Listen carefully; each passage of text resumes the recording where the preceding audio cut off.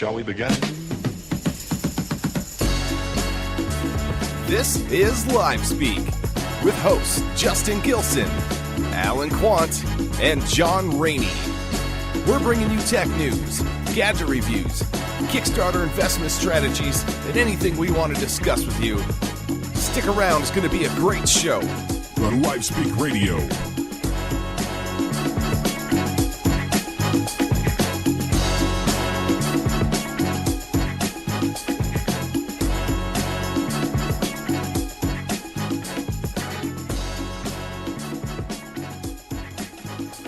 Welcome, everybody, to Live Speak Radio. We've missed you. It's been a while. I'm here with Alan Quant from thedigitalcraft.com. I'm Justin Gilson, for those that don't know, and if you've missed me, I've missed you too. We are without John today. John is actually taking a step back from the radio show for a little while, so he's not with us. So, yeah. Sad, but we love him. We're going to miss him so much. I was going to try and do an Irish voice, but I figured I'd probably just insult him with that. Oh, me too. I won't even attempt that. Yours... I can't. Mine turns into some Mexican, Arabian something. A little Chinese Virginia in there. has the same problem. Yeah, it's like Jamaican, Spanish, something. British, but not Irish, that's for sure. No. I won't even attempt that. Not even a chance. But he's gonna stop by the show sometimes when he can.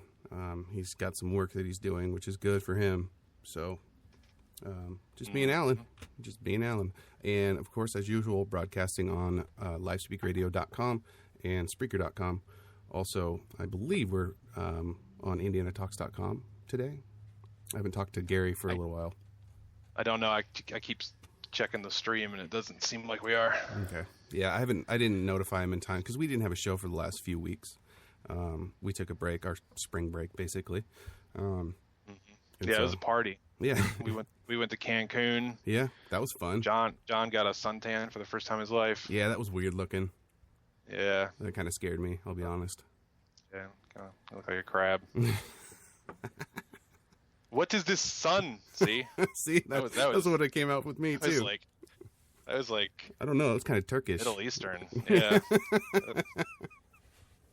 That's funny. Hey, cab driver, John. What was it? Turkey? Yeah, they're the ones that can't see your YouTube anymore. No, that's Chad. No, Turkey just blocked YouTube. Oh. Yeah, that's right. So, but I mean, there's ways around that. They're talking about that. People are still using proxies and they're still getting around it to get to YouTube and Twitter. But it's funny, since they blocked it, Twitter usage in Turkey went up like exponentially. They went nuts. So they went to block it and did more damage than they thought they'd do. I heard another rumor, and this may just be rumor because I have not investigated it yet. I have not sent our investigation team of monkeys on it yet. But now I forgot what it was. Turkey? Twitter? YouTube? No, Google. Google Drive. Oh. I heard a rumor that the new change in service terms that we probably just clicked on, not paying attention. Yeah. Says something about Google having the right to use our stuff publicly. No way.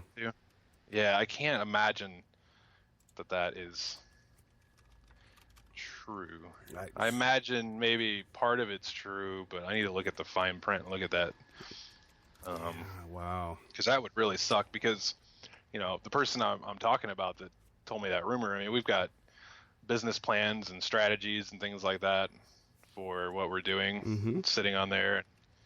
Not that they probably wouldn't be stealing what we're doing, but, anybody else using that. Oh, absolutely. Yeah, I mean, we do it. We put up documents showing what we're, to talk about what we're doing and share it with each other. And yeah, and I mean, for those that don't know, there is a possibility right now, whether this is true or not, that your stuff can be shared publicly. I remember you did a search a while ago on Google, and you ended up finding some guy's resume and, all kinds of personal information that's stored there that if you mark it public, it's going to go public. So you have the option when you're sharing it to have it with certain people, have it private, or have it public. And if this is true, then you won't have those options anymore. Yeah, I'm almost wondering if maybe maybe the clause is saying like anything that you have marked public that Google has the ability to use or something like that. I just can't imagine they would do a move like that, because it wouldn't be. I mean, it's not going to stop the everyday Joe from using Google Drive or anything, but if you're trying to, compete with Microsoft Office and things like that and be a legitimate, tool for businesses, that's going to be a really dumb move. That is going to be really weird. Yeah. I mean, and they've been very open recently about, the NSA and more transparency and trying to block the NSA from getting more of the stuff than they need. So it seems weird that they would do all that to secure their information and then, allow something. But there's always fine print, like you said, and it's some lawyer terms and, saying you can, if it's marked public, we can take it. If it's not, we can possibly take it. I don't know. No one ever understands that stuff. And that's what they bet on. Yeah, so I'd like to take a look at that. Because the other thing I could think of is maybe it said something about them having the ability to personally view your stuff or look at your stuff some way or another. Because, I mean, I already would expect that anyways, because they don't want you sharing illegal software and things like that and being some big, they give you... 15 gigs free, that could host a lot of software, a lot of small pieces of software. Oh, yeah, tons of music. Right. So I could see, the ability, saying, hey, we have the ability to go through and see what you're sharing. Yeah. So maybe that got misunderstood. Yeah, it could be. That's a good point. Rumors are fun to talk about because we have no idea if it's fact or not, so we can just keep talking about it forever. Exactly. Nobody can call us on it. It's fantastic. But I do know, though, that, Gmail recently... they decided that encryption was going to be mandatory for both directions. Your emails going and coming to you they're now encrypted. That's to stop the NSA again. So they're trying to make things more secure, but hopefully they don't just open it up and let all of our stuff out on the internet. It's funny because that's exciting and that's good, but at the same time, I would hope that our country has the tools to decrypt things like that for our own safety. Yeah. So the fact that a company like Google could potentially outsmart our government is also scary at the same time. It is. That is a good point. You know what I mean? It's a double-edged sword there. That basically just shows that it's possible. It's right. like telling all the bad guys, "Hey, we can do it. So can you." Right. Yeah, that's a good point. And I don't know how they're able to basically block the NSA, but if they're really blocking them, or if it's one of those things where they're saying they are and they're leaving one of those back doors open, like you can go in that one, we just won't look.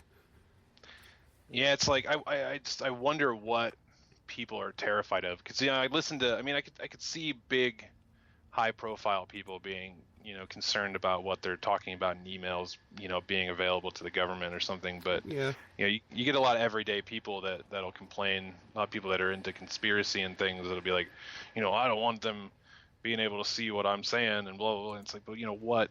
What are you? What are you? Yeah, I mean, I could see maybe if I wrote an email to somebody who was like, oh yeah, I'm not going to pay my taxes this year, and not wanting them to be able to see that, should I not pay my taxes? But then there's, some sort of written proof that I just... Exactly. But, I don't know. It's interesting. Yeah. But, I don't know.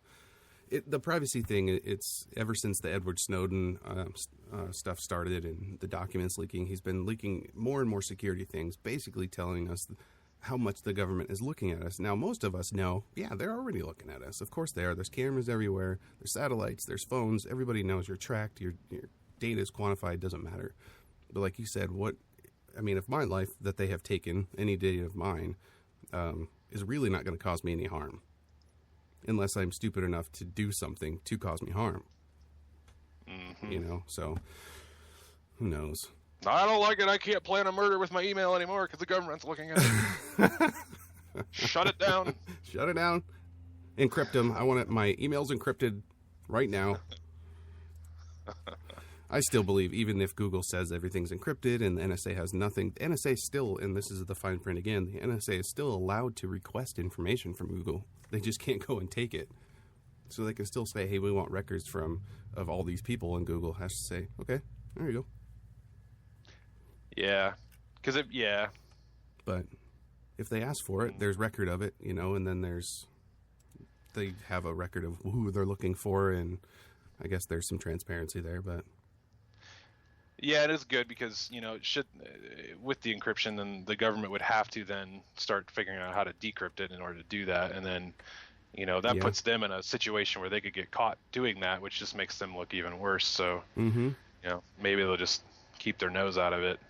Yeah, and I think that's what people are hoping too with this. Everybody's trying to get more, and the big word, of course, is transparency. They're trying to get to hear more from companies of what they're doing. What's Target doing with my credit card information? Everybody wants to know now. So I think that's of what Edward Snowden did, whether it's good or bad. He has opened a conversation, I think, and that's always good. If you can open up something and have it look at it and say, what are you doing exactly? Can you tell us why? And if you can't tell us why, why can't you tell us? Is it that bad that you're doing something, or is it government secret? I mean, is it to protect us? That's cool. If you can't tell me because it's going to protect me, I can't say anything about that. If you're searching for terrorists and stuff, I'm not supposed to know that stuff. That would be way too much information for me to have. No thanks. But Bill Gates himself, I mean, he said Snowden is no hero. He, when Edward Snowden actually starts his fan club, he shouldn't expect Bill Gates to sign up, of course. The richest man in the world isn't much of a fan at all, it turns out. In an interview with Rolling Stone, Bill Gates outlined his view of Snowden in the context of his methods and privacy itself, and answering the question as to whether he viewed that Snowden was a hero or a traitor, Gates hedged slightly but leaned noticeably in one direction and said, I think he broke the law, so I certainly wouldn't characterize him as a hero if he wanted to raise the issues and stay in the country and engage in civil disobedience or something of that kind, or if he had been careful in terms of what he had released, then it would fit more of the model of, okay, I'm really trying to improve things. You won't find much admiration from me. He's not a fan. Bill Gates. Not a fan. I mean, I kind of feel the same way about it, especially with with the WikiLeaks guy. Oh yeah. He's just blindly taking whatever somebody shows him. Yeah. I'm sure he looks to make sure that it's actually legitimate information, but he doesn't care if it's going to hurt anybody. He's just going to put it out. Right. And yeah, that's not cool. No, I mean, if he could have, I think people are thinking he could have. Snowden was a connected man. I mean, he could have went to some people and got a group of people together, and then they all could have brought these issues to light as a group and say, look, we've all talked about it. We found these things, and we want the public to know, instead of just grabbing a bunch of papers and running out of the country and then throwing every paper and letting everybody see our secrets. Mm-hmm. Because some of those secrets may have been protecting us, and now they're not. So who knows? Good guy or bad guy. But Gates was then asked if it is, quote, better now that we know what we know about government surveillance. And Gates said, the government has such ability to do these things. There has to be a debate, but the specific techniques they use become unavailable if they're discussed in detail. So the debate needs to be about the general notion of under what circumstances should they be allowed to do things. And that's like I was saying earlier, they have techniques that you can't talk about. If you do talk about them, then they don't work anymore. Yeah, I mean, it reminds me of back in 9/11 days, or days after, when that's all you saw on TV, and the war and terror and all that, and like it dawned on me one day how ridiculous the media can be with information. They're like showing maps, and this is where we're gonna strike next. We're gonna head here, and then there's like you're watching a football game and showing a play. Yeah. This is probably not stuff that we should be putting out to everybody. Right. I've never. That's one thing I've never seen. You see in the news, and they're like, "Oh, we just built this brand new plane or whatever, and it looks like this and works like that." And I'm like, "Really?" Now everybody knows what we have. That doesn't make any sense. Yeah. It's interesting what Microsoft's saying. They're as a company have been very active regarding the NSA's activities and the larger surveillance state. I mean, Microsoft joined Google in suing the government for the ability to share more about governmental requests for its users' data. They want to be able to say why the NSA is taking data from them. Now, my thing is would this discussion even be going on had Snowden not done what he did? Yeah, probably not. So, I mean, it may have come up at some point, but I think he pushed it ahead in time, basically, by doing it. And again, could have been done way better. But, I mean, it's I don't know what his plans are. Is he still in Russia? I think he's still in Russia. I don't remember. I think so. I thought I remembered hearing something about that time being... I thought he had like 30 days and he had to leave and... Yeah, like I thought there was some sort of expiration date on that. Yeah, I thought so too. That's gotta suck. Like, it's one thing to, it's like, you think about on a low level of being like in your apartment and you can't pay rent and they're gonna evict you in a month. Yeah. Imagine that country. Yeah, where are you wide. going? Like, you're just not moving to another apartment. You just got to get somewhere else. Yeah, that's pretty crazy. And no one can know where you're going either. yeah, that too. So you need to make some plans, but no one can know about your plans. Mm-hmm. Yeah, it's got to be pretty messy. It looks like I year. think. Oh, is it? Yeah. Well, one thing that's nice about the publicity of this whole thing is that you're not going to see him getting like assassinated by any one of our government, that's for sure. Or at least they'd cover it up.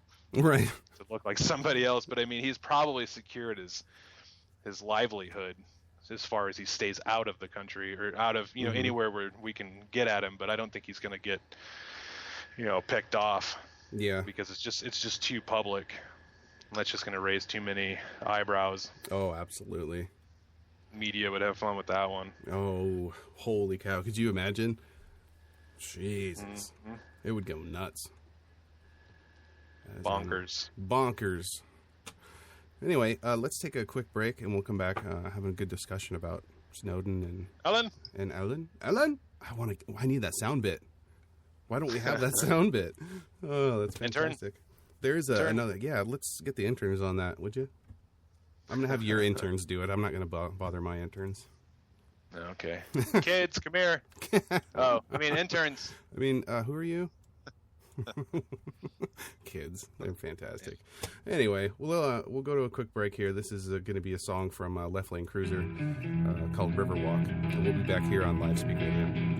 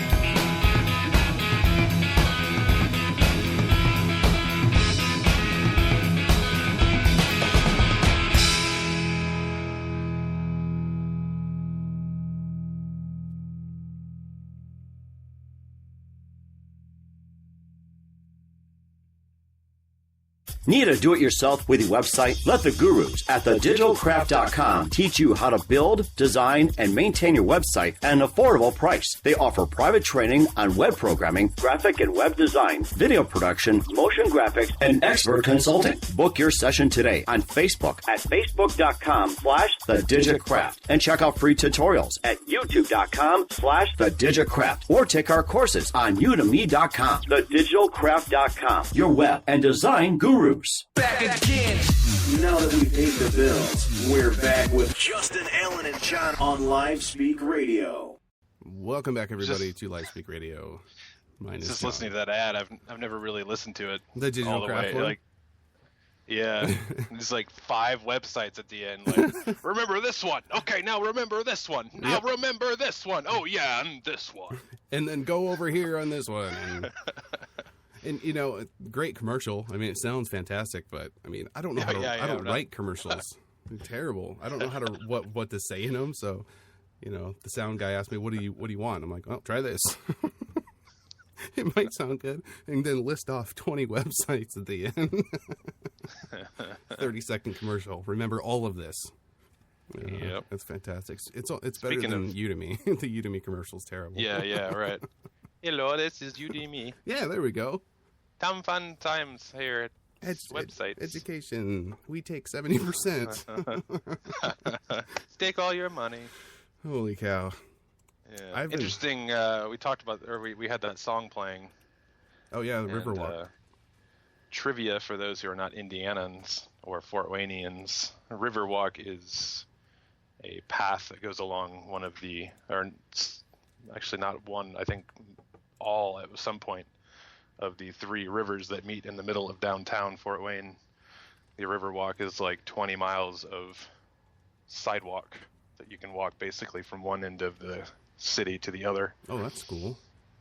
And that's what they're singing about. Lots of shenanigans go on there on the Riverwalk. Gets down into shaded, hidden areas, and a little riffraff goes under bridges, and people live in there, and yeah. So that's the Riverwalk they're talking about. So you're saying is if I want to get a pure taste of Fort Wayne, Indiana, I just need to go have Riverwalk? About 11 o'clock to 2 a.m. Yeah, go under one of the bridges on the Riverwalk. Got it. Yeah. Next Friday, I'll do it. Come out alive. Left Lane Cruiser actually, I guess, shot a music video last night here in town. Oh, really? Yeah. They have a new album? Who knows? They put out albums pretty often. I know they're still signed to the major record label. I don't know if you call them major. They're a national record label. Yeah, it's bigger than nothing. Yeah, it's not regional or local like Al Quant Records here in my basement. Which there's a lot of those when people say, "Oh yeah, we're signed to Riff Raff Records." Mm-hmm. It's really just some guy in his basement, but no, it's a legitimate record company, and I believe it's a subsidiary of one of the bigger companies, one of the major record labels. So it's got the money behind it. Yeah, they're the ones that go out and find the new raw talent, and if they're good enough, they get brought up to the big leagues. But yeah, they like to still, even though they're playing with the big boys, they still like to talk about local stuff in their songs. I like it. There you go. I didn't know that. It's actually pretty cool. I just like their music. I mean, it's a lot of it is just kind of upbeat and a little bit of like southern rock feel to it sometimes. Yeah, I know that their influences were like the Delta blues musicians, like old black guys sitting on a porch with a broken guitar using whatever they can as a slide on their guitar and singing the blues, that kind of stuff. That's kind of where their influence comes from. I heard a band the other day. My new boss actually told me about them. They're called the Derek Trucks Band. Heard of that. It's kind of like a twangy. The guy plays a slider. He has too small of fingers, I guess, to play the guitar well, so he uses a slider. So there's a lot of that electric guitar slider playing. Slide. Sorry, I keep saying slider. Slider is a sandwich. And a baseball pitch. True. Yes. Yeah, so he plays a slide. And the music's good, but some of it's real. Like, okay, I'm done. Can't hear any more of that slide. It's just, you know. But most of the stuff's pretty good. Yeah, and it depends if he's doing it on like a steel guitar. That's got a real distinct country twang to it, and it's a little different than what these guys are doing. They're doing these hollowed out guitars with the little distortion, and it's totally different sound. There's definitely an art to the slide. I thought I could get one and play really easy because you actually playing bar chords. Yeah. I learned that right away. I'm trying to play like a regular guitar with the tune normal, and that doesn't work very well. But yeah, you'd think it'd be easy because you're playing bar chords and stuff. But there's definitely some art to it. Yeah. I'm sure. I was watching Joe from Left Lane play one time. I'm thinking, man, everything he's doing looks really easy. I'm going to go home and do that and be awesome. And I didn't do it or become awesome. Not for that reason. Yeah. No, and then I dropped my slide and it shattered. It was a glass one. Dang. So, I never used to know what those about were. music. When I go into the music store, because I used to go, I play trumpet, of course, because I'm cool. And I'd go buy a new mouthpiece or get some valve oil, because that's what my weekends consisted of in high school. I'm not going to touch that one. Yeah. No, they had the slides there, and I did see glass ones, and I never could figure it out, because I'm thinking, what could you do? It's glass. I mean, if you're doing something on a guitar with something glass, isn't it going to break? But I didn't know it was just for sliding. And I saw a lot of metal ones too, like the metal ones. Yeah, they're used for different things, but they definitely won't shatter on you. I don't like the smell that comes from the metal ones, though. I'm finicky about that. That teeny, it's metally. Yeah, I don't like it either. It's like holding a bag of pennies or something. Minus the bag. Minus the bag. Yeah. A buddy of mine plays slide, and I went to put his on my finger and decided to look inside of it first, and then decided not to. I was going to say, I bet the finger didn't go anywhere near that thing. No, you look at how dirty your guitar neck gets, and strings get just from playing, and you don't even notice it until you really look up close one day and go, "Oh my God, I'm dirty." Yeah. And but then you think about a slide like that, you're just shoving your dirty finger in there repeatedly. Yeah, there's a lot of funk. Not the good kind. Not the good kind. Not the musical kind, just some funk. Oh, that's funny. So there's your music lesson, everyone, for today. Did we derail long enough? Oh, that's in our realm of talking. Yeah, we had it in the notes. Derail, try to make 15 minutes of nonsense. Perfect. Check that one off. Yeah, I think we pulled it off. I guess I was reading here that Turkey actually lifted the Twitter ban. I thought, and this just happened 2-3 days ago. They said they officially lifted the Twitter ban, but YouTube is still blocked. So they're afraid. I think a lot of them are talking, and they're afraid that they're going to give out some kind of information about their country on YouTube that's going to help another country defeat them. I don't know what that would be. It's comical to me. It like is, YouTube, right? YouTube didn't hit me as comical as Twitter, because I don't know. To me, Twitter is such a dumb thing anyway. It's just to begin with. It's a black hole of crap anymore. It's just people getting on there and just saying stupid stuff. You can't. When Twitter first came out, sorry to interrupt you, but when it first came out, it was you could actually say something cool in less than 140 characters. That was the challenge. Say something intuitive, something smart, and get it in under 140 characters, and it was cool. But now it's just people getting on there like, you suck. That does no good. What is that for? And for people, come on. Yeah, well, you take that, and it's like some countries have real problems. Turkey is battling Twitter. Yeah, It just doesn't sound like something that should be involved in a news story. No. Government, Twitter. No. It's just stupid sounding. It is. I mean, do you not have anything to do? I mean, whatever. Yeah. I mean, if our government is going to ban Twitter, I wouldn't even be able to be upset about it, because I'd be more upset about the fact that they're even paying attention to it. Like, right. What are you doing? Go fight terrorists. Keep stealing my money with my taxes or do something government. Get off of Twitter. It's just so interesting too. I guess the YouTube, why they basically blocked it, was an illicit recording of some high-level meeting that went on, talking about sending troops into Syria. It began to circulate around on YouTube. So yeah, block the video, get it down. But you're saying that now no one can use YouTube at all because they're all going to use it to give away secrets? It is funny that's like people are starting to attack social media. Yeah, I mean, I would think that if your problem's not YouTube, your problem is that you've got a leak. Yeah. Plug the leak. Don't turn off the ocean. Just yeah, I mean they've already. That's funny. People are littering in the ocean. Turn it off. Don't need it. You're not allowed to have a boat anymore. I found out someone took a letter across the sea over to Americas, and they found out secrets. No more boating. Yeah, I guess that's my turkey impression. That was a good one. I thought it was Irish. I don't know. I think my Irish impression was more spot on with turkey. Yeah, turkey actually. This is almost pirate. It is. Sorry, that was ahead. a good one.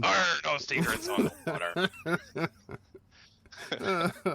Sorry, I'm having too much fun. That's fantastic. I hope we have turkey listeners. I hope we don't get blocked from Turkey.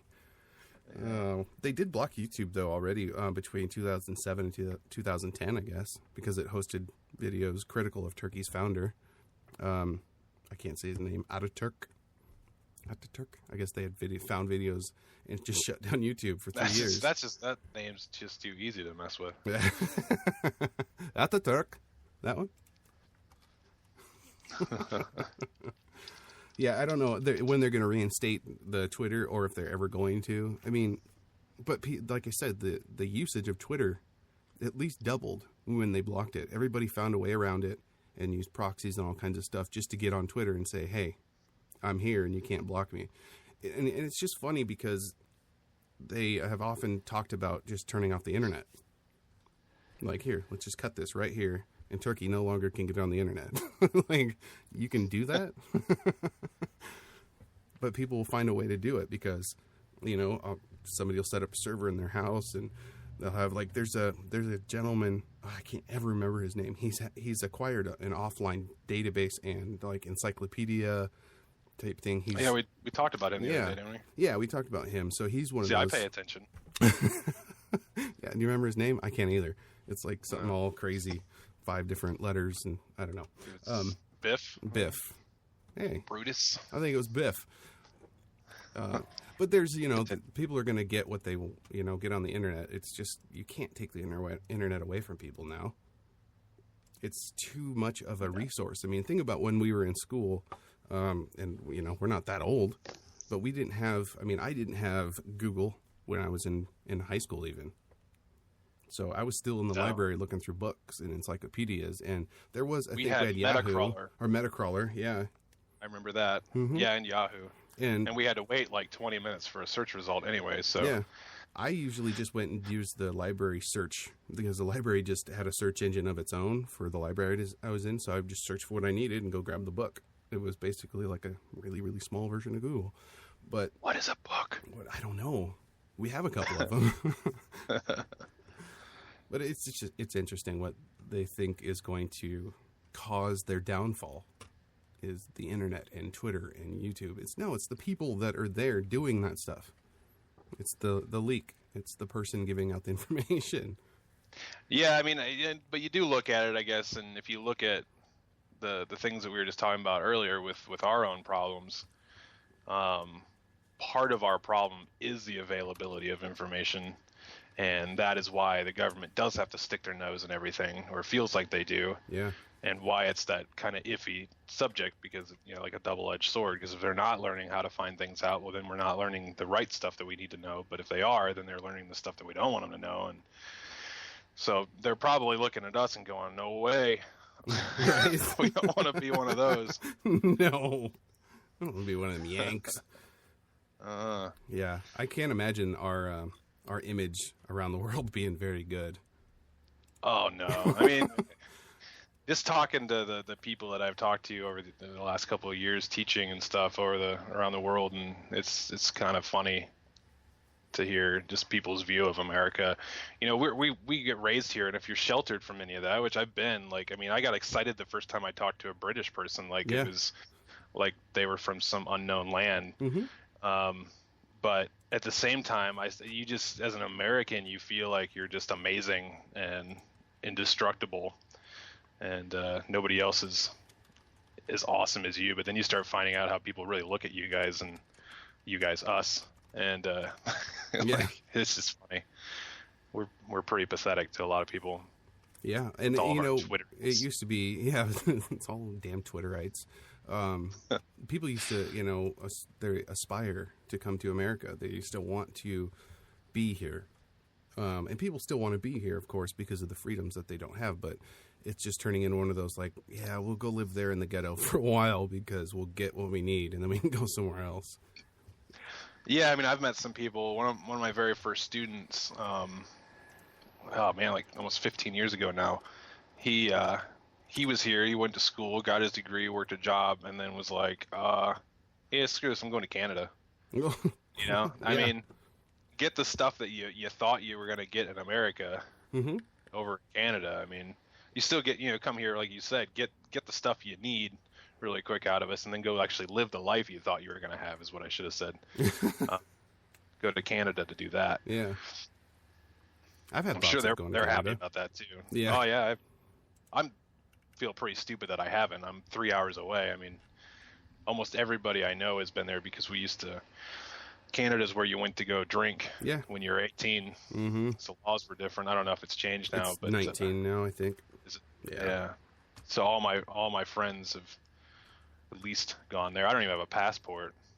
I believe you need one now, don't you? Yeah, there's or it depends. You can go a passport to get overseas and stuff, but if you're going to Canada or Mexico, you can get a passport ID, an ID card, which is your driver's license. It's an enhanced driver's license, and that's what I had when I went up to Canada for the show for my company. And it's just a little card. It has an RFID chip in it. So literally, when you pull up to the border, the RFID chip is automatically found because they have it scanning, and they know that you are in the car. And it comes with a little metal shield that goes around it. You're supposed to keep it in your wallet so it doesn't get picked up by a bunch of different stuff. So I got a tracking beacon on my ID. That's interesting. What does show up? What information's available in one of those? I don't know. That's a good question. I never thought of it. Yeah, I imagine you could definitely steal some people's info if you learned how to hack into those. Yeah, that's a really good question. See, I keep mine in the little... Probably shouldn't have told you that. Yeah, I know. Conspiracy. Now I'm going to go crazy. I'm never going to leave the house. You're going to wear like a lead jacket or something to hide it. I am, and everybody that comes up to me, I'm going to have a scanner like, who are you? Yep, that's what's going to happen. Yeah, no, I mean, I've been to Canada a few times, and everyone's so nice there. Things are just, it's different, you know, and they have, you know, they don't use high fructose corn syrup in pretty much anything. They use real sugar. They don't believe the high fructose corn syrup crap. They don't buy into it. And their fuel, I could never figure out their fuel, the gas, because it's in liters. And so when I was up there, and I drove up there when I was in Montana, I was like, I got to fill up, but I don't know how much I'm about to spend on gas. Because I got a 15-gallon tank. What is that in liters? I have no idea. So, yeah. And it's like $7 Canadian per liter or something. And I was like, that sounds kind of expensive. And it is a little expensive up there, but I'd move there. Seems like a cool place. I mean, we're talking about the internet and control, and a couple weeks back, the U.S. government actually gave up control of the internet. And I have an article here I'll read to you about the people wondering if the government even controlled the internet to begin with. But officials announced on Friday that the U.S. government would surrender control over the internet, or at least the administration of the internet. It's unclear who will take over the responsibility, but as the Washington Post points out, it will almost surely not be the United Nations. And you're probably thinking, wait a minute, the U.S. government actually had control over the internet? And you'd be right to wonder what the heck is going on. After all, the internet, by its very definition, is a free and open global communication network, or at least supposed to be. It's supposed to be free. The complete comprehensive history of the internet from 1957 to 2009 in just 8 minutes. There's a great video that we'll have on the website that you can watch. That's actually a pretty cool video. However, the U.S. government did sort of invent the internet. Not Al Gore. The internet. Like ARPANET. Exactly. That's exactly what it is. It grew out of a Defense Department project in the 1960s called ARPANET. Though the network was really built by many, many scientists, of course, from around the country and around the world. Nevertheless, for a complicated set of reasons, the U.S. government maintained administrative control over certain parts of how the internet works, specifically through a long-running contract between, of course, the Commerce Department and the Internet Corporation for Assigned Names and Numbers, which is the ICANN. And that's who controls, of course, the domains like .com and .org. Now, it's hardly a surprise, though, that they relinquished control. As you've noticed, the government's been taking a lot of flack for spying on everyone in the entire world, basically, and compromising the free and open principle pretty hard. Plus, the NSA shenanigans aside, the internet really is a tool for the entire world. It's not, super nice of the Americans to maintain control over it, even if it's just control over how the domains work. You say, I welcome the beginning of this transition process that you've outlined. The global community will be included in full. So what happens now with the internet? Basically, your Netflix isn't going to turn off all of a sudden or shut down this weekend, and you can still register new domains, as many as you want. But now what happens is leaders from around the world are going to start a conversation and come up with some sort of compromise in control. And again, the U.S. announcement made it pretty clear that it would not surrender control to the UN. Uncle Sam's never liked that idea, giving control of the internet to the UN. It's certainly possible that an international organization will be created to take over the U.S. government's responsibilities, but it's too soon to tell. I think that's what's going to happen. I think there's going to be another government organization that gets started, and those people will make a ton of money taking over the control of the internet, or the .coms and ICANN. I don't think it should be interesting. I don't think because it doesn't feel like something that can really be controlled. No, I understand they got to limit. I think don't they have to limit the .coms and things like that? Because at some point I could have swore at some point back in the day when the internet was first getting started, when the .coms just boomed, they had to come out with .org and .net because we were just slammed with commercial businesses online. Yeah, well, it was a combination of not only commercial businesses, but .com became like the standard. So they found that, the story, I'm sure I've told you the story of the McDonald's.com, websites like that. That was just some old guy that bought McDonald's.com to put some family genealogy up. And he ended up selling it to McDonald's for some unreasonable amount of money, like $15 million or something. Wow. But it's because, you had people like him using .com, which was originally supposed to be for businesses. Mm-hmm. I believe it stands for commerce, doesn't it? Yeah, or something like I think that. that's what it is. Commercial or commerce or something. Commercial, I think is what it is, yeah. So that's why they originally started pushing out .net and .org, along with the fact that the names were being eaten up. I mean, by the time in like 2002, when I was in college, I remember when we were learning about that kind of stuff and how domain names worked and all that, and them saying that you should go register domain names now, because already by 2002, every three-letter or number combination was taken. Ooh. And that 4-letter combinations were pretty much all taken, and that right now a 5-letter, or was the 3 and 4 were almost all taken. 2 was definitely taken, because I remember my buddy got a 3-letter combination that meant absolutely nothing, but he got it and he was excited about it, and ended up becoming his company name later on.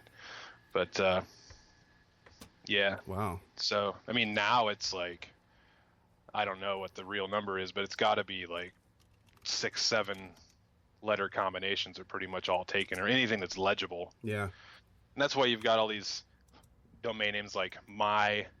Yeah, there's a ton of weird ones out there. Like Bitly, there's bit.ly.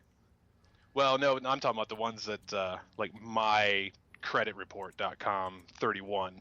Oh yeah. Like yeah, I've seen those. That's how you can spot a company that may not be not necessarily legit, but if they didn't have enough money to actually pull off getting the domain name that they needed, or buying it from whoever had it, or restructuring their business to suit, and it's just it's like myalanquant.com 555 /tilde. Remember right, that? exactly. Comcast.net /tilde J Gilson. That was my page. It was, I put it on a business card too. Go to comcast.net /tilde J Gilson. Yeah, I think mine was like geocities.com /art/music/ something.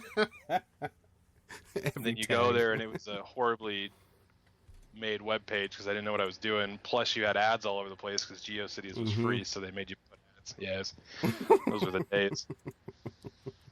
GeoCities, you say that and that's funny. Takes me back to some of those old websites. I think they still have them up. I swear I ran across, at least I think it was like last year, I ran across one of my old GeoCities websites because I think Yahoo has control over that now. Oh, that would make sense. Mm-hmm. Of course. Samsung seems to be taking off this year. I mean, they at the end of the last year, they had the Galaxy S4 and they have the tablet. What they have the Galaxy Tab 10. I can't remember what it was. But now they have a Chromebook, of course, a second Chromebook that's coming out mid-April. It's a new ARM-based or ARM-based Chromebook, and it looks like the price for this one's going to be about, for the full HD version at 13 inches, is $399. Otherwise, you can get the Chromebook 2, an 11.6-inch model, at $319. Now, for those that don't know what a Chromebook is, Alan, can you explain what a Chromebook is? Chromebook is. I was going to be clever and I didn't have anything prepared. I got nothing. It is not a laptop. Yes, thank you for saying that. Yeah, I make sure that technically it is, I guess, but it is not a replacement for like a Windows or Mac laptop necessarily, if that's what you think it is. Because I think you go, like, 'cause I was at Best Buy helping someone buy a computer the other day, and they have a little area of Chromebooks, and of course they look identical to a regular old laptop, and you see a price tag of like $150 to $300, and you're thinking, wow. And you pick it up, it's a lot lighter, it's really sleek looking, like I was telling you earlier. It's pretty close to what a MacBook Air might look like as far as size and sleekness. So it's pretty enticing there with the price too. But it does not have Windows, it does not have Android, it does not have the Mac OS. It's the Chrome OS, which actually, I don't know if you've even used it before, Justin. I haven't gotten to. It actually looks a lot like Windows 7 because it does have a taskbar at the bottom. Oh. And you have a desktop. So when you load it up, or even if you're at the store and you're looking at it, you might be tricked by that too, because it does look like it. Yeah. But all you have access to is the internet. Right. Okay. There are no apps. Now, granted, you can have your Google apps, which are different than the Android apps. Right. It's not confusing at all. Right. Exactly. So. I hate that.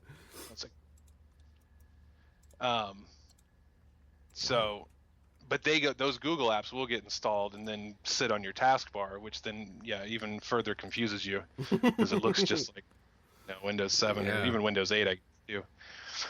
But no, it's just a portal to the internet. It's basically they've made it so their little apps operate and look kind of like Windows or like a regular laptop, so you get that same feeling. Mm-hmm. But it is really just a web browser at the end of the day. But with Google's suite of tools and their apps, there is a lot of stuff that you can. Yeah, and that's if you're just an everyday user and you just want to make spreadsheets and documents and surf the web, perfect. Yeah, cheap, and it's going to last you a long time. Yeah, I mean these things boot like the snap finger. I mean, there's nothing to it. So yeah, it's pretty. It's more of a. It's a cloud machine, basically. Yeah, I mean, it's a look into the future of home computing, that's for sure. Yeah, and like you said, someday we're going to have you're going to be running Photoshop off the internet. You know what I mean? Right. Through the you're cloud. You're going to be buying a monitor that plugs into the router, and that's the end of it. Yeah, and then you're going to be all your thing. Stuff stored in the cloud. Your Photoshop is online. The whole Adobe suite is online. Eventually, like you said, we'll have internet fast enough to allow you to process that sort of stuff, and that's going to be crazy. Yeah, and we're not far off because we've seen things like Pixlr, which is Autodesk, the people that make 3D Studio Max and AutoCAD. They've got an application, a browser-based application that looks a lot like Photoshop and does a lot of the same stuff that Photoshop does, because one thing that's interesting about it is that as long as you can make the interface work within the constraints of power with the internet and speed of the internet, the actual stuff going on, the processing of everything, like rotating an image or changing the colors or doing all the things you would do in Photoshop, most of that actually still lands on the computer's end. Oh yeah. So as long as you still have RAM and a hard drive to store your stuff and a good processor, then those things should run pretty well. That's a good point. Yeah, it's just really, it really has to do with whether the browser is able to actually pull off all the things that, whether the code exists to actually write something with the same functionality as Photoshop or something like that yet. Right. But yeah, it's not far off. No, it's really not. And that makes me think, I'm going to I think we should try and get somebody from Pixlr on the show. So I'm curious to how they, well, I guess I have to get somebody from Autodesk. I don't know how easy that'll be, but yeah, it's a big I just thought of that. It would be nice to talk to them about it and see what their goals are going to be, if they have anything planned for the future with it or what, if they plan on doing other things besides Pixlr, Yeah, it's not far off. You even look at what I'm working on with that desktop interface I'm working on. It has absolutely really no point at the moment other than being cool looking. Yeah. But the what I'm kind of trying to do is just see how far I can take it, because right now all I'm seeing is my own limitation on coding, being anything that's holding me up from making it function exactly like Windows, from a visual standpoint and right. all that. So I really think that's the only barrier, is figuring out how to make it, do the code, Yeah. Because I could probably mimic Windows completely with that, especially visually, and then just started getting it to figure out the right coding to make it behave like Windows, and all of a sudden you're comfortable doing things that you would feel more comfortable on your desktop. You're doing it within a browser. Yeah, interesting thought. How everything's going to be like that. Yeah, what sucks about it is that means less and less. What Adobe's done with their subscription model for their software is kind of a look into the near future. Yeah. You're going to see that a lot because these things are going to be, although you're hopefully people still do licenses and stuff like that, because you can, you actually have a little bit of control, a little more control over the use of it than you do software, because you're the one allowing access or not allowing access. Exactly. Because it's based on your server. So that's actually kind of cool. But so they could still sell licenses and things like that. But I see a lot of monthly plans on the horizon, and you're just going to have so many monthly bills. I know, right? There's everything, your Netflix.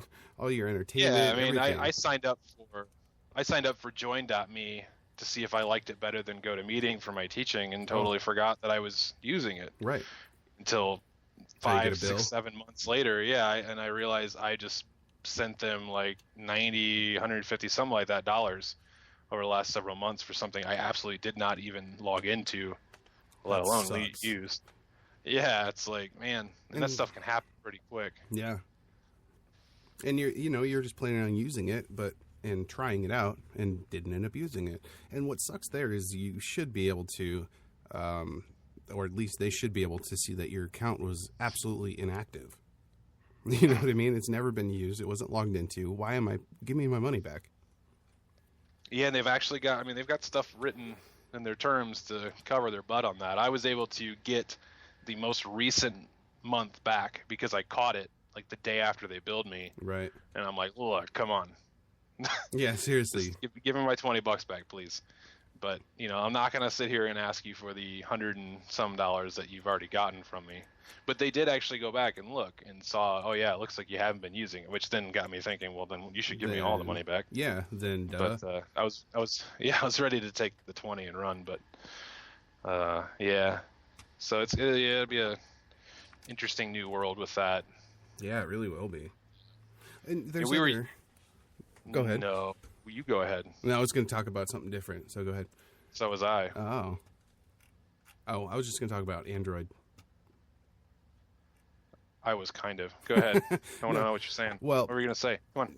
Google actually might be ditching their Chromecast for Android TV, and that's funny because that's what I was going to talk about. Really? Only not that, but I was going to talk about Chromecast. Yeah. Yeah, because I was thinking, I see Netflix in the list here of the story, and they're talking about their plans for a new Android TV. That's what they're calling it. So supposedly gives users easier access to movies, TV shows, music, and more, of their television screen, according to leaked documents obtained by The Verge yesterday. Now, they talked about Android TV back in October after there were some photos released, but there hasn't been much more talk about it. Now they're talking about and Android TV is an entertainment interface, not a computing platform. And it's all about finding and enjoying content with the least amount of friction. If that's true, it would succeed well beyond its Google TV predecessor. Did you ever use Google TV? Have you ever used one? Yeah. No, I have not. I've seen it. I saw it at the store one time, yeah. My last job that I had, they had one in our lobby. And it had a little remote, or it wasn't little. It was it was as big as an Xbox controller with a whole bunch of, a little keyboard on it with all letters, and then two little trackpads that you would move the mouse around on the screen. And it was so hard to get anything to work, and it was slow, and it was limited to 6 things. There was Angry Birds, your local TV, and some kids game and something else. That was it. And it just didn't seem functional. It didn't seem practical to use this weird remote trying to click on something. That doesn't make any sense. We have so many sensors now. Why can't I just use my finger to point at something on the TV? Well, yeah. Now, what did you act? Does the story actually? I don't have it in front of me. Oh, I did it. Send it to you. Did it actually say that they're going to drop Chromecast, or no? That's they're basically not ditching it. They're going to still sell it, I think, but it's going to be now, instead of Chromecast was going to be this for them. They were going to use Chromecast to get into more Android TV stuff. Now they're deciding we're just going to make it TV. We're just going to do Android TV, and the Chromecast can still sell as its own little thing, I guess. But I don't think they're talking about getting rid of it completely.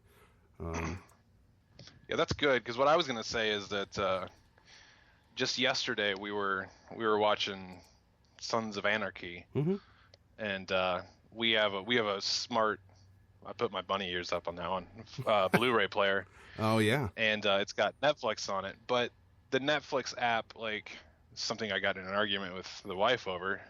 Right. But it is not the same as the Android app or the iOS. It is its own independent thing that was built by not Netflix, but Samsung, who made the DVD player. Mm-hmm.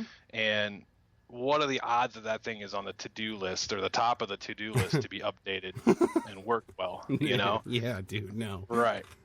Yeah, so we just noticed it's going incredibly slow, and it's not the internet connection, because the information is coming in. It's just the navigation. It's taken 1 million years to, I don't know. But basically, I was like, wait a minute. We have the stupid Chromecast. My phone is in my pocket. Oh, yeah. Why not just do that? Bam. Why am I waiting for this stupid interface when I can just really fast open up Netflix on my phone, hit play, hit send to TV, mm-hmm. done.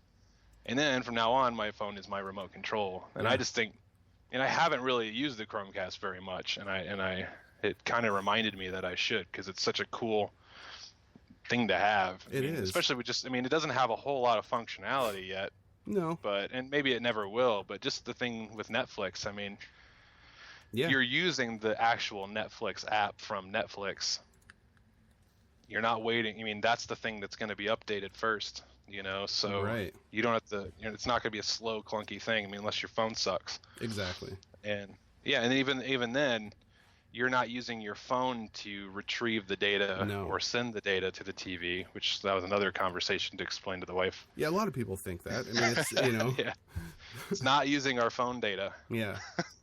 And you have to have it connected to your Wi-Fi anyways for it to work. Yeah. But so even if it was coming through the phone, it'd be coming through your Wi-Fi. But it's such a cool thing. I would hate to see the support for it go away. I agree. And there's another case too that my mom and my dad were just in North Dakota, and they're in the hotel room, of course.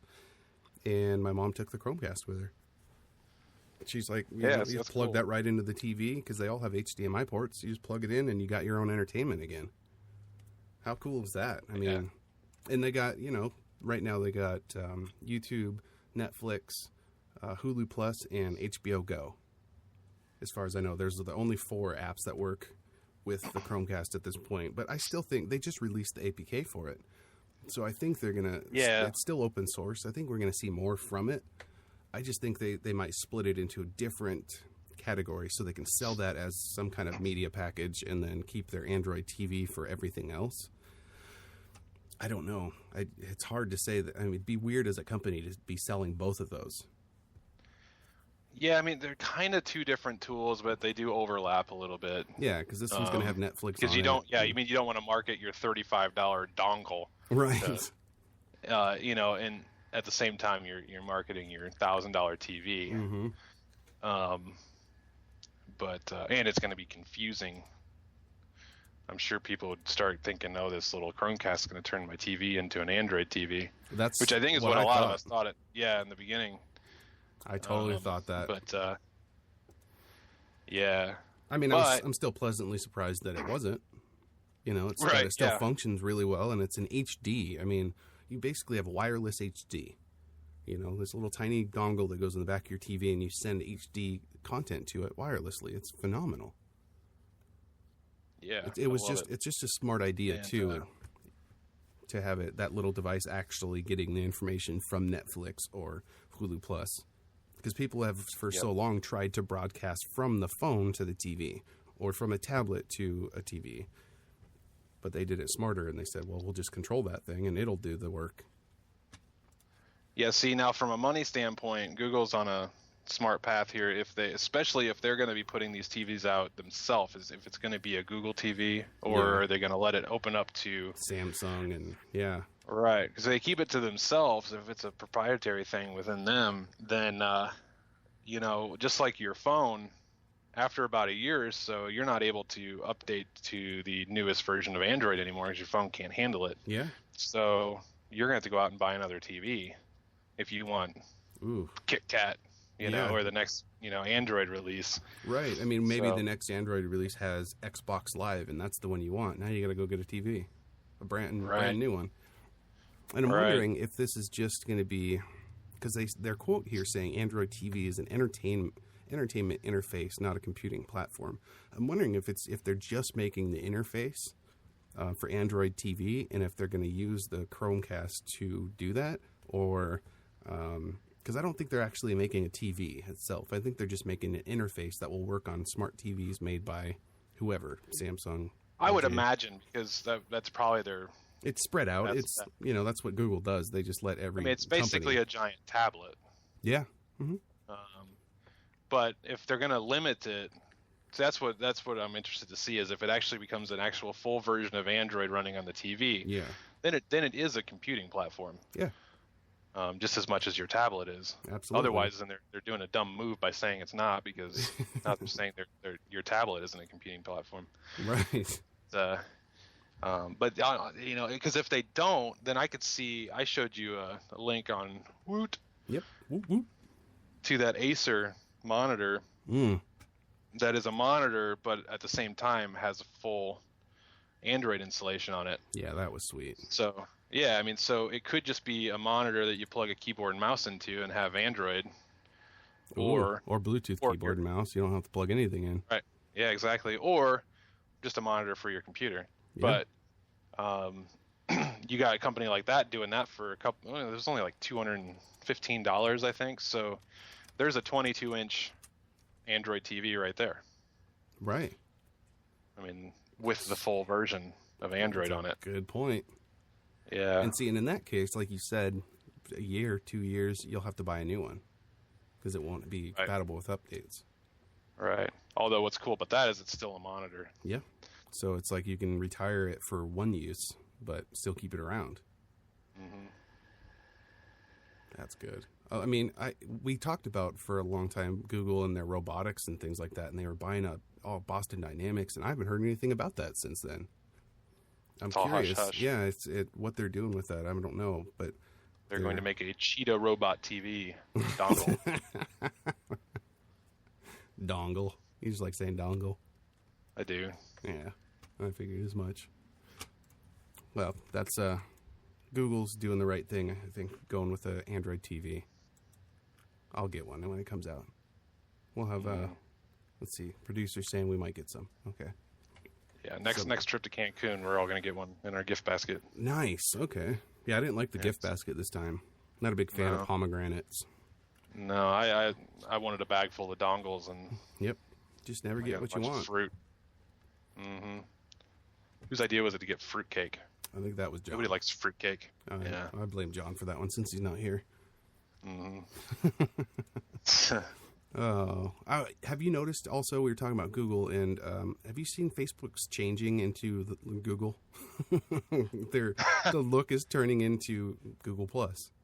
It is. It's getting on my nerves. In fact, I was just the same person who pulled a Snowden and leaked the rumor about the Google Drive privacy or terms of service thing.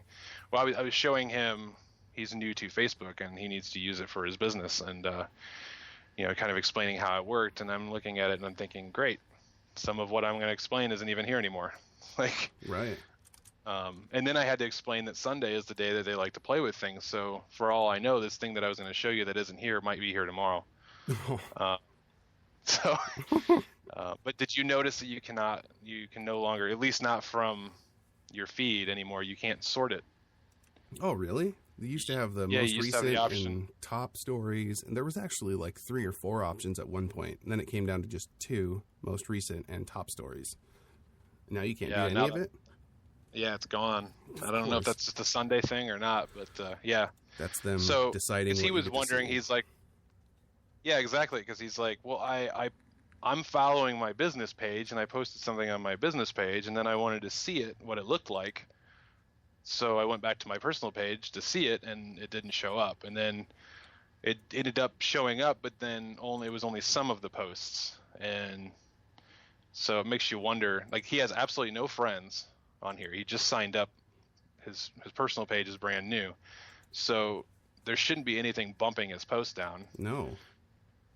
And since his only interest seems to be his own page, that should be the only thing that they're, recommending to show. It's like, right. What are they doing? What are they using to figure that out? It's interesting, but yeah, for me, I don't care. I don't. Right. I'd rather know less about what people are doing rather than just filter out all the posts. But yeah, it's definitely confusing, especially if you're trying to teach someone how to use it for their business and things keep changing on it.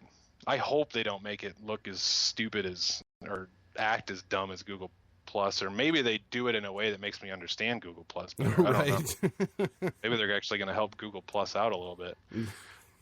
Because I go on there and it's just a mess. It's a bunch of posts by people I don't really even know. I don't even know how they got into my circle. And apparently I can be in someone's circle without them being in my circle. Yeah. And I don't have any clue what's going on there. Well, I went to, there's a coworker of mine who is kind of a movie critic, so I found the Teenage Mutant Ninja Turtles new movie, the trailer for that, which I think looks really cool. I sent it to him, and it was in 4K on YouTube, which I thought was awesome. And I tried to send it to him on Google Plus. I couldn't find anywhere to post anything on his page. Not a chance. I couldn't find it. I spent probably 10 minutes looking around trying just to find a spot to put this article for him to see it. Because he uses it. He likes Google Plus, so I thought I'd send it to him on his Google Plus. Not possible. I have to post it to myself and then tag him in it. It's the only way I could do it. Yeah, see, I when I go into, since they're integrated with YouTube now, when I go in to see if anybody's commented on my videos, I rarely ever see a notification that somebody commented on my videos. What I see is such and such shared your video, and I used to just exit those off, thinking, oh, cool, that's nice, thanks, But then I clicked on one on accident one day and realized that they're actually commenting while they share. So that's now like the way that people are commenting. So I had just X'd off a whole bunch of people's comments, and I didn't realize that I was supposed to respond to. But what's also annoying is the comments don't go on the video. I don't believe at that point. This is a conversation between you and them on their page, which I guess is good because you're showing it to their other Google Plus people who have no idea what's going on. But you're not sharing it on your YouTube page with your video. So now I'm answering questions 40 times, the same question 40 different times because no one's seeing the answer on the video page, So yeah, it's annoying. I hate it. I still have 6 accounts, and I don't know why and whether I should delete some of them or not, or if I even can, or I know, right? So I just leave it that way. Yeah, when it's that confusing, that's one thing that drives me nuts about Google is it seems like they have a bad case of ADD. Because seriously, they start something and they get to a point and they're like, oh, squirrel, and then they're on to another project, and then it's like, oh, another squirrel, and everything seems undone. It's unfinished. The Google Drive could probably be updated a lot more. Well, I mean, weird. You think about it. You think of most companies, and you're thinking, okay, General Electric, they make toasters and they make airplanes, or not airplanes, sorry, or toasters and TVs, and you're like, that makes sense. Google makes robots and social networking platforms and everything in between. Yeah. They really do have their finger in everything. Yeah, things get a little scatterbrained there, I'm sure, when you don't even know what your product is anymore. I know, it's like Google was a search engine, and that's it. The Google Lumberyard. This is Google Theater, and over here is the Google Stadium, and it's so true. Yeah. Pick something and run. Yeah, they're trying. I'm tired of the social media like Facebook and Google Plus just because I don't need it anymore. I don't get updates about my family. I don't get updates from my friends. I get updates from people I don't care about. So why am I using it? I have no idea because there's no alternative yet. I know there's a lot of people out there making social networks and things like that, and I don't think that's where the direction you should be going if you're doing that. Because you're competing directly with Facebook. You got to come up with something different. You should be integrating Facebook now rather than trying to be Facebook. Yeah. It does work great as a universal login. Yeah. When you're making a website or something like that, it's perfect for that because sadly you still have to make the regular login, but so many people are using Facebook that you can bet that a large majority of your user base is going to be able to just click log in with Facebook and be done. Right. But yeah, if I didn't have children or a business, I probably wouldn't even have a Facebook account. Right.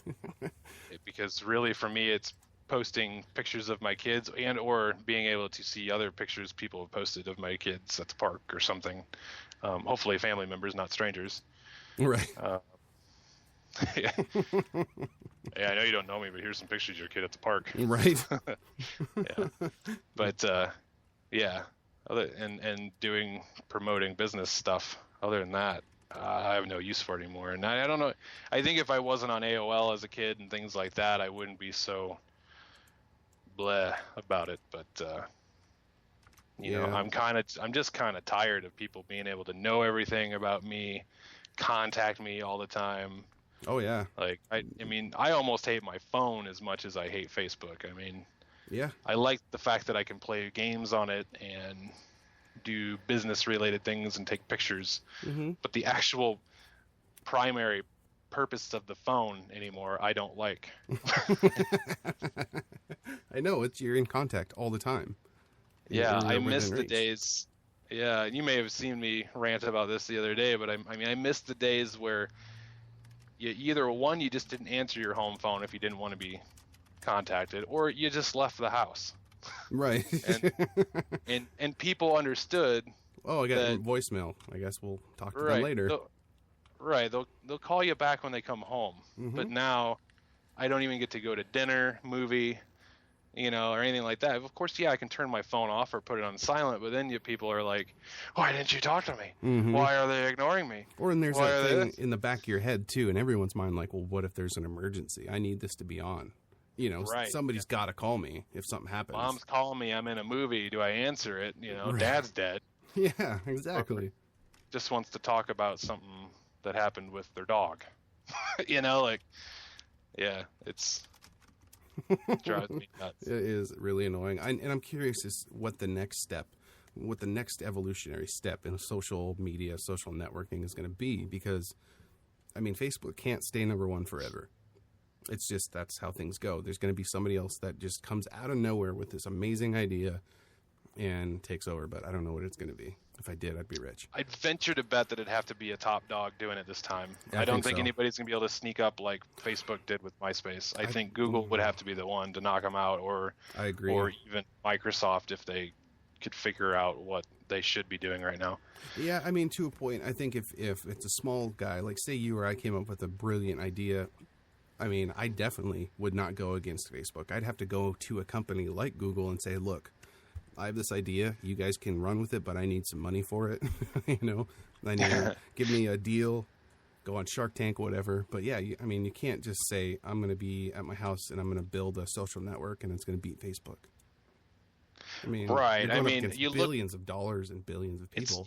It's not even just that. It's just, even if you have the most amazing new idea, you're talking about people that now have put their life on Facebook. Because one thing that MySpace didn't have, they had their own issues.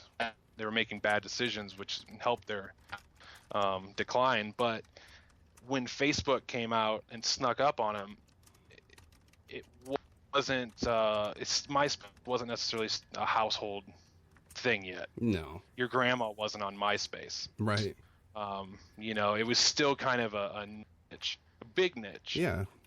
Anybody in their 20s or 15 musicians to 25, and, musicians and artists, everybody knew what MySpace was. But now you gotta try and convince all these people to move to your platform. But not only that, you've got your life on there. You've got photos automatically being shared nonstop.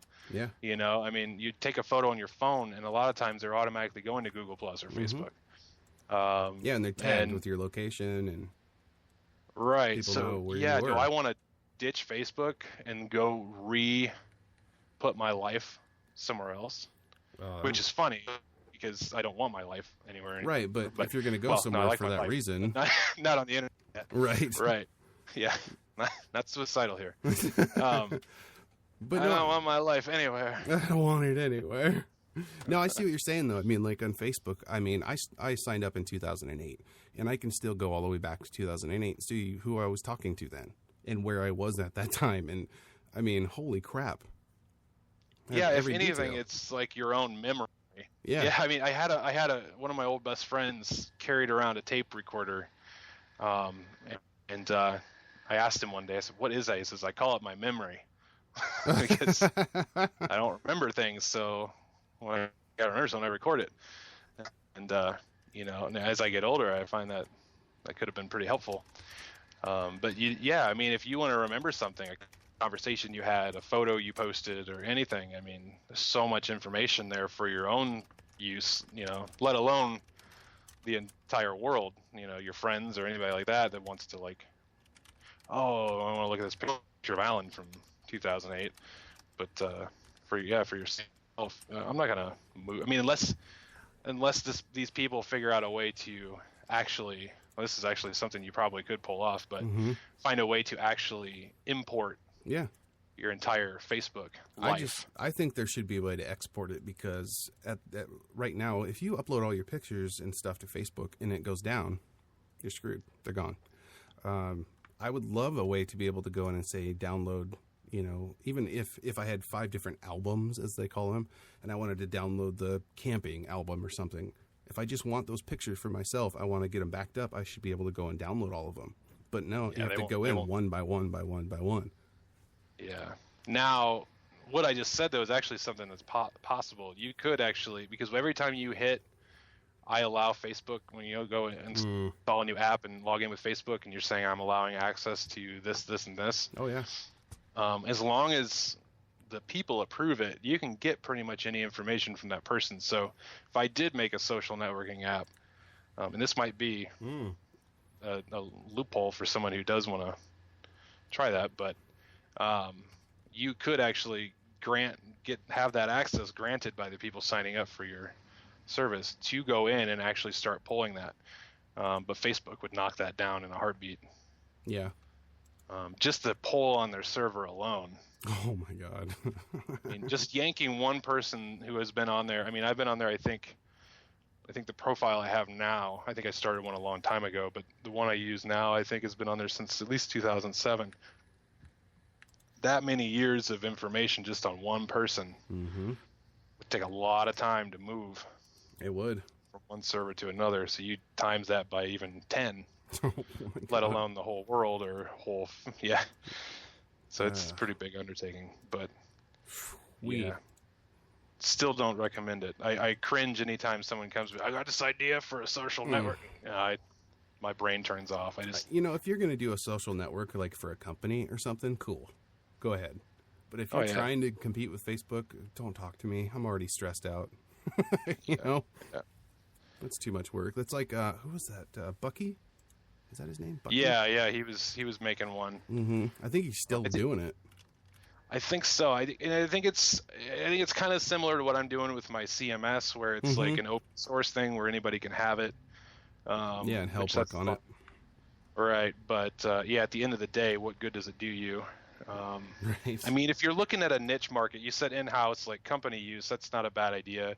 And there are niche, like if I wanted to create a little development website for just developers to share things and stuff like that, then it could be handy. But you're not gonna be able to knock out a big boy like that by any means. There's a lot of talks too of colleges doing their own social media type things. Well, they kind of already have them. I mean, I was helping my sister. She goes to a community college here, and one of the nationwide ones, so they've got a little more resources than the local guys. But you guys have Ivy Tech there? I've never heard of it. No, Ivy Tech. Maybe it's I think it's an East Coast thing. But they have they have an infrastructure. I mean, even when I went to school to the university here in town 15 years ago, we had at least an email system. Yeah. A way to check out news and things like that. But now you have like a whole portal. Oh yeah. Where you can communicate with students, you can get your homework. So it is almost like a social networking thing there. You're right. So I mean, you can working on developing. I mean, as a developer, not an entrepreneur, if you're looking to develop a social network for use like that, not to knock out and be some big millionaire, but to sell to schools and companies, that's actually still probably a pretty good market to be in. Having pipe dreams of knocking out Facebook just isn't in the works. No. Social networking isn't bad. No. You can still have Pinterest is social networking. Right. And they just went a different direction with it, which was smart, and that's why that worked for them. Right, and it's not a replacement. No. It's something different, and it's something that still incorporates Facebook too. Absolutely. Also, So if you're just looking for something like that, but to become like an actual full-blown Facebook style or Google Plus, and even Google Plus can't. I don't think they can top Facebook with the content. They may have the same amount of users. I don't know. I haven't looked at that number. Just because nobody knows they even signed up, they just I mean, they've got 6 users just from me and 3 from you. So their numbers are kind of bloated, I'm sure. But yeah, and then you as have far as the whole life being there, the yeah. photos, the information, no way. No, not a chance. And that was even an issue for me with MySpace, because I had like MySpace allowed you to have like a little blog. Yeah, I remember that. Yeah, which I'm actually kind of surprised Facebook never really adapted that. Well, yeah, they went with their little notes. Sam, have you ever seen that Facebook Notes? I forgot about that. And it's something that nobody knows about. I mean, it's a feature I actually haven't. I totally forgot. Yeah. I think I wrote something in there like 5 years ago. Yeah, I found a note in there from 2009. I'm like, when did I do that? I don't remember that. Yeah, strange. Yeah, now it makes me wonder what I got in there. It's probably...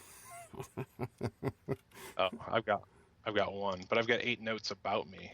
Yeah, that's another thing. Like, where'd they come from? When did... It's so strange. But Facebook's one of those companies. They have all kinds of little things that are hidden in there that they don't tell you about. That's wild. The little Facebook notes. And yeah, I mean, it would be smart for them to have a blog, because people like to talk.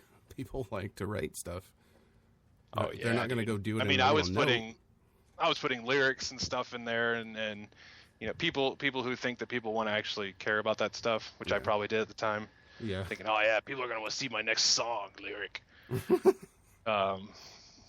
But that was a decision for me when, because you're not necessarily leaving Facebook to go somewhere else, or leaving MySpace to go to Facebook. But in the back of your head, you know that that's a possibility, that at some point Facebook, you're just going to stop logging in. Yeah. And all your stuff's over there, you right. know, and you know what? Now it's gone.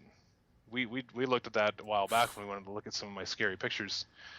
I was trying to find them on MySpace and realized that since my account was inactive, or since they changed it, my account was still there, but they got rid of all my images except for my cover photo.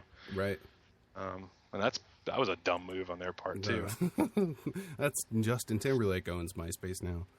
Right. So who knows where it's going to go from there. I mean, I got to admit, it looks better than it used to look. MySpace used to be just a really terrible, oh gosh, everybody flashing bling and stuff on their pages, and copyrighted photos, and I mean, so many lawsuits they came across because of people using photos and music on their pages. And yeah, but actually, one of the things that they screwed up on, and is something that they've done now. It looks cooler, that's for sure now, but yeah. They did something that Google Plus has done, and that's they've made an interface that doesn't make any sense, and you have to learn. Yeah, and people. One thing that Facebook did smart. Yeah, see, Facebook basically took MySpace's layout, but before they changed it. I mean, the whole idea of this goes here, this goes there. Yeah. Make this available. Here's your friends. Here's your pictures. Yeah, and kept that all pretty similar, so that it was an easy transition for people, but. Now you go to MySpace and you don't even know where you're supposed to go or what you're even supposed to do. And I mean, this is coming from someone that was a MySpace user for like 5 years. Right. I go there and I don't even know what I'm even there for anymore. So it's pretty dumb. And that's where Google's failing. They're like, here's an interface that makes no sense because it doesn't look like anything else that you're used to. So here you go, figure it out.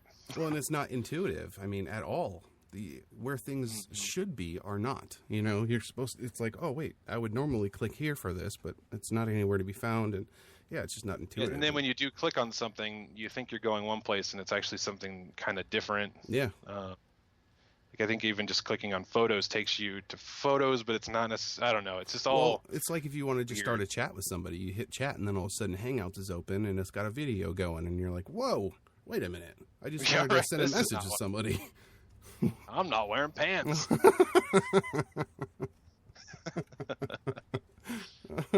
Yeah. It would be fun. But they have the ability to make these mistakes because they make robots. Exactly. And lumber.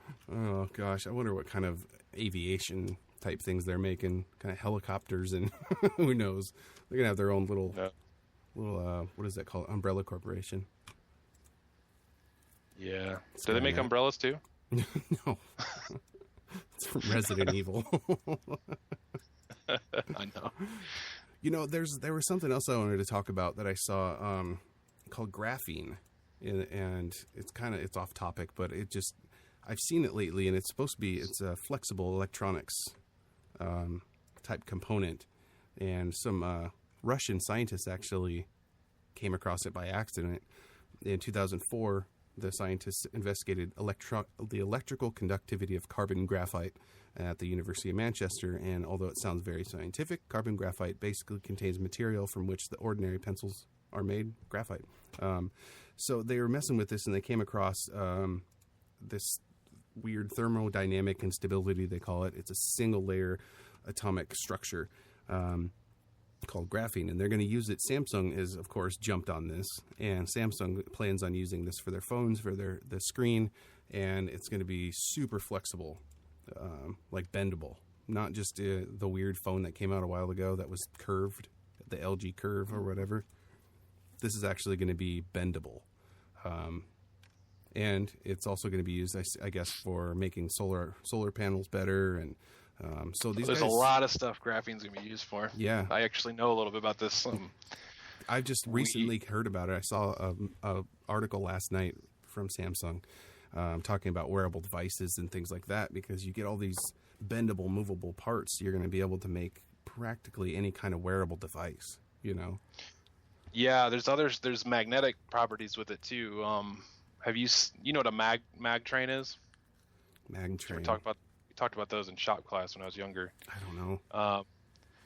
I don't even know. I'm sure we're using it. I don't think we were when I was in high school or middle school. I think it was more of like a this is coming in the future type of thing. But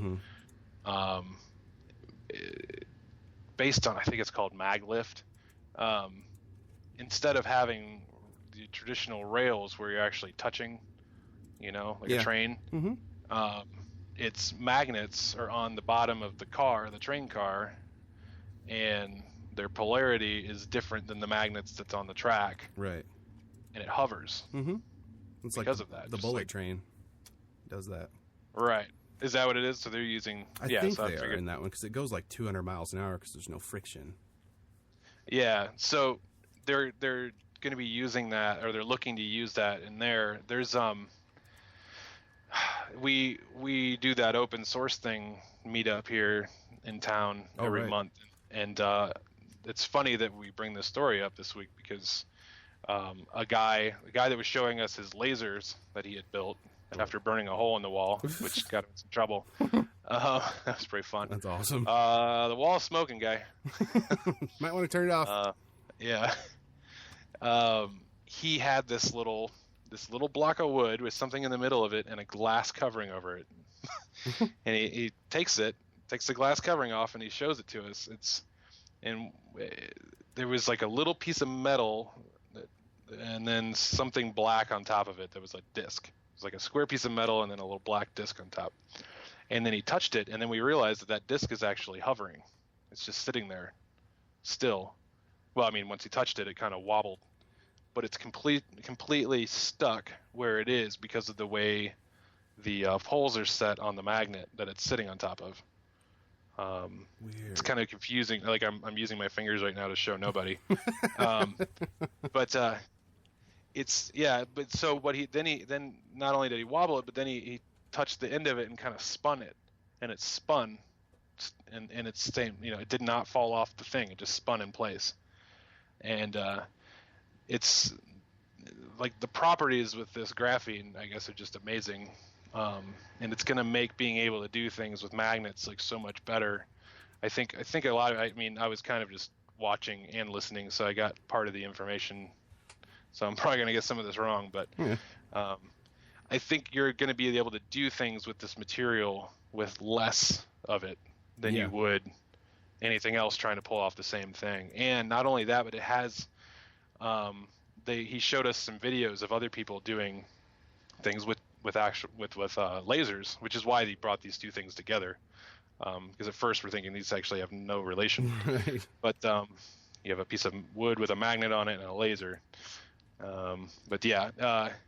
What they did was they had a similar setup to what he had, this little square magnet with the little graphene disc on it sitting in the middle, and they shine a laser, just a pin size laser beam on the edge of the edge of the disc, at a little bit of an angle, and the heat from the laser heats up the disc and made it spin.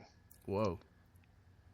So you're creating energy and could create fuel from that. Right. If you have basically turning something like a Right, motor. and it's not only turning, but it's turning in its place like a wheel. Yeah. Only there's absolutely no connection to the thing that it's above. That's crazy. I mean, it's completely, it's moving and doing everything without gears, without axles, without, none of that. It's just sitting there spinning. So graphene seems to be something that we're going to see a lot I think of. so. I'll have to show that video, and if I can find it, we'll put it up on the website. Yeah, that's a good idea.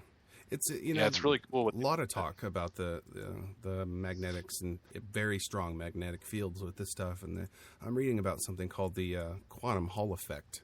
The quantum Hall effect is relevant for accurate measuring of electrical quantities.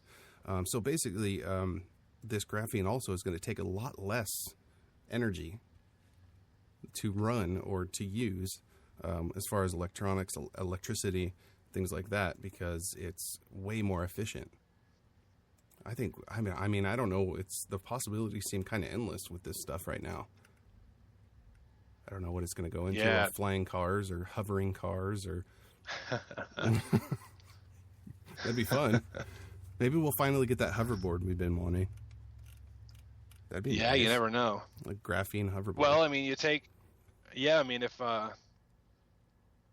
if they can figure out how to do, basically what I was looking at was a little hover disc. Yeah.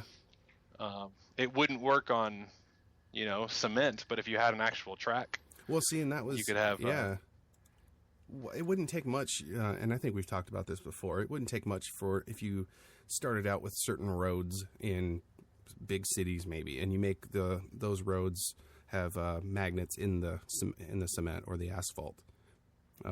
And you try those out in different parts of the country, and then you have the cars with magnets on them, or bikes with magnums, or whatever, and see if they can float properly without wrecking everybody everywhere. I think it'd be interesting, because if you had magnets on your car and you're using reverse polarity like that, you technically can never hit anything. If you have magnets around the outer edge of your car, the perimeter of your car, and then underneath, you're floating, and then if another car comes up to you with the same magnets, it's not going to touch you. You're just going to bounce off each other. So, there's Right. never going to be any hardcore wrecks. You're just going to be constantly bouncing off of stuff. But then, it could cause its own issue. It could. But then you have your electromagnets in the asphalt, which then you could control. Your driving could be completely automated, because it could set up basically a course, and it would just follow that, because be electronic. It's interesting. I'm curious. Yeah, it'd be interesting to see. Yeah, to see what's interesting with the with the reverse polarity. That's the thing that's interesting about this, because it doesn't seem to work the same way the mag train works, where you're just you have one north, one south, or however that works, sitting on top of each other. Oh, and they're really unstable too. When they're right, it needs to be contained somehow. Mm-hmm. You still have to have some sort of boundary so that it doesn't just fall off the track. Right. With this, what they did is, I forget what they call it, like a north, south, south, or something like that. With the graphene, it's got to have some sort of magnetic property, but the little square, I probably should have described this a little better. The square magnet that it's sitting on top of is actually in a grid, 2x2. Okay. So there's 4 squares on this piece of metal. It's north, south, like a checkerboard. Oh, okay. So somehow those polarities being underneath it are shoving it into the center, right, making it stay there. Oh, interesting. Yeah. God, so I don't know. Yeah. We need to get somebody on the show this too that knows more about graphene and stuff. I'd love to hear more about it. I would too. Get my facts straight. I just want to know what people are planning. There's talks about potential applications in medicine, integrated circuits. Transistors will be different. Transparent conducting electrodes. I mean, things are going to be so fast. I mean, fiber optics is another thing they're talking about. Quantum dots. This is the one I saw in an article the other day. They're graphene quantum dots. They keep all the dimensions less than 10 nanometers. Their size and edge govern their electrical, magnetic, optical, and chemical properties, of course, and they can be produced of graphene. They said solution-based routes. I can't pronounce any of that. Big old huge cyclometrazine or something. Big word. I don't know. With the controlled structure, of course, they can be incorporated into applications in electronics, optoelectronics, and, of course, like you said, electromagnetics. But these little tiny, tiny dots, quantum dots, less than 10 nanometers. I mean, that's so tiny. And they could hold some kind of a charge in them. They could be magnetic. I mean, you could basically put a ton of these quantum dots into some paint and then paint your car, and then your car's magnetic. You know, right. Who knows? Energy storing, thermal management. Man, there's all kinds of different things they're talking about. Radio frequencies, infrared, like you were talking about. Wow. It's funny that things like this people come across by accident, too. You know, these guys were studying the effects on carbon and stuff, and they ended up coming up with graphene. Yeah, because it's a carbon-based material. Mm-hmm. Yeah, it's crazy.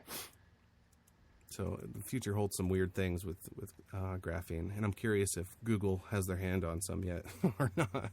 Google graphene. Sure. I mean, imagine what they can use it for in Google Glasses. I mean, they could do something different. Oh yeah, without a doubt. I don't know. We'll see. Samsung's already got their hands on it, of course, so I'm sure Google's in there. Bendable phones. I mean, that seems to be what Samsung is striving for, is bendable phones, and I don't know why. I just don't get it.